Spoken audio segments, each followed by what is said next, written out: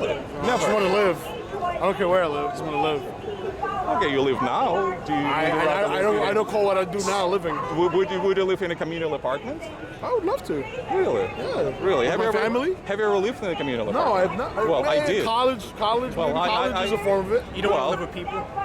Well, where people, families, not just people, I mean families with kids and everything else, they have their rooms and they share the kitchen, they share the bathroom, and it's not really a good place to be in. Because obviously, you want to have your own privacy, you want to have your own place, your own I don't kitchen, know if your own bathroom. Brownsville is a great area to live in. I don't know if, Detroit, Baltimore. But why Detroit is where it is now? Because you're a capitalist system. Really? Yes. brother. What could it have been? They moved to Mexico. They Cheaper moved to labor. India. There's one answer to that, and that's unions. You know what happened in Detroit. You know why it's bankrupt. So let me ask you something. So you think that 7% of the workforce, private and public sector, is unionized? Only 7. Thank Only God. 7% Only is 7. It's unionized going down dramatically. Yeah, but they Dramatically. caused the crisis in Detroit. They caused the national crisis.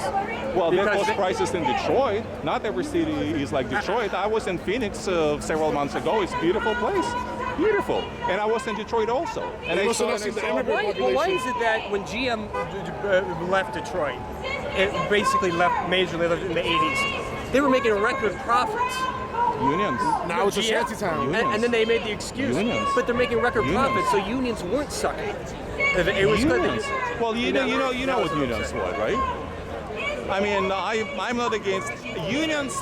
Did play their role. Oh, I know this guy. Here's the anti-communist. Yeah. You're anti-Arab. You hate Arabs. You hate Palestinians, and you're a right-winger.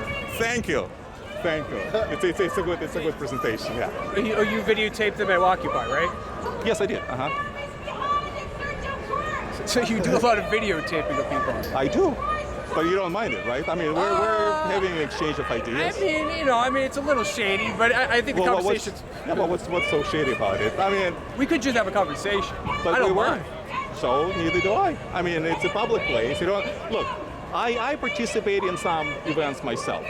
If you were to come up to me with 10 cameras, I would love to share my ideas. I would love to tell you my points of view. I mean, that's demonstration is all about, no? I mean, when you think about it, it doesn't matter if someone's on the left or on the right. The point is to get the word out on the blogosphere, on the YouTube sphere, in the press, or whatever you call it, and let the people decide whose point of view is, they support or oppose. That's the robust discussion, something that Mao Zedong never allowed. Something that was a great bit of dissent, though. Was that? There was a great bit of dissent in China. Dissent. Of course, Mao's China, during Mao's China? Democratic wall of dissent. And also another thing that people forget is that, unfortunately, a guy like Deng Xiaoping came into power. Unfortunately. Yeah, I mean, the country is now low wages, no protection of health care. And what do you think about? But my point is that because there was a great level of dissent, he was able to get into that position of power, and it wasn't like Mao controlled everything. Have you ever been to China? No, I haven't been. I have. Okay, but I was in China. Did you go there during Mao? I was no, I was in China in 1991. Okay, I mean, the time so of you didn't go during Mao. So I was there while it was still kind of not, let's say, capitalist when it comes to economy. I saw the horror story of what China was all about. And guess what? I was in the best part of China, which is the so-called free economic zone in Guangzhou, which is right across from Hong Kong. Okay, so this is the best, not rural, one of the best parts of the country. It was horrible. So if you look at the same area today, it's a really, really thriving country. Why is that? What do you think? What do you think about the Chinese workers who are targeted by the company and by the police for being active, just for calling for higher wages? You know what's funny? You say they were targeted because they protested. In Mao China, you didn't have to target anyone. You just murder them. And that's it. And that's how you quash dissent. You just murder them. I Plain don't and think that's the simple. case, it's just murder people. But that's exactly what happens. Cultural How so? revolution, I mean, you name it.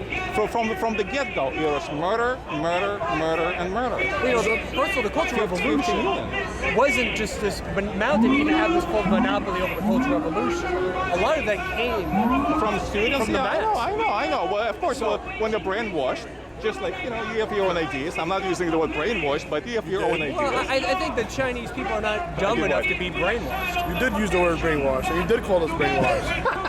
That's fine. High five. You're brainwashed too, but it's okay. Because that's our idea, right? That's the exchange of ideas. Not possible under Stalin, not possible under Mao, not possible under Brezhnev. I gotta make another point too. Sure.